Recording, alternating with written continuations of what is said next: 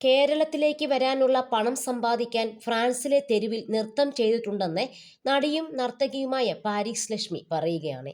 മലയാളത്തിന്റെ മരുമകളായി വന്ന് മകളായി മാറിയ കഥയും ലക്ഷ്മി പങ്കുവച്ചു. തന്റെ 19-ാം വയസ്സിലാണ് ലക്ഷ്മി കഥകളി കലാകാരൻ പള്ളിപ്പുറം സുനിലിനെ വിവാഹം കഴിക്കുന്നത്.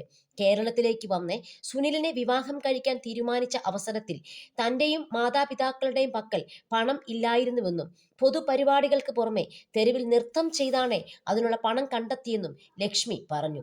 ഇന്ത്യയിൽ വന്ന് സുനിലിനെ വിവാഹം ചെയ്യണം, എന്നാൽ എൻ്റെ കയ്യിൽ അതിനുള്ള പണമില്ല. എൻ്റെ പിതാക്കളുടെ പക്കലും പണമില്ലായിരുന്നു. കുറെ കാലം ഞാൻ കടുത്ത നിരാശയിലായിരുന്നു.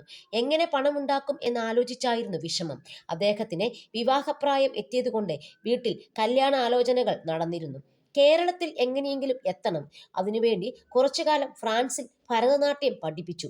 ഒരുപാട് സ്റ്റേജ് പരിപാടികൾ ചെയ്തു. അവിടുത്തെ ടൗണിൽ പള്ളിയുടെ മുൻപിലുള്ള തെരുവിൽ എല്ലാ ദിവസവും ഞാൻ 3 മണിക്കൂർ നൃത്തം ചെയ്യുമായിരുന്നു. അത് 3 മാസത്തോളം തുടർന്നു. എനിക്ക് നൃത്തമല്ലാതെ മറ്റൊരു തൊഴിലും അറിയില്ല. സ്വന്തമായി സ്റ്റുഡിയോ ഒന്നും ഇല്ലായിരുന്നു. പുറത്താണെങ്കിലും എനിക്കത് പരിശീലനം പോലെ ആയിരുന്നു. ഭരതനാട്യമാണ് ആദ്യം ചെയ്തത്. പിന്നെ ആളുകൾ ബോളിവുഡ് നമ്പറുകൾ ചെയ്യാമോ എന്ന് ചോദിച്ചു. ഒരുപാട് ആളുകൾ വരാറുണ്ടായിരുന്നു. ഒരു ചെറിയ ബാസ്ക്കറ്റ് ഞാൻ അവിടെ വെച്ചിരുന്നു.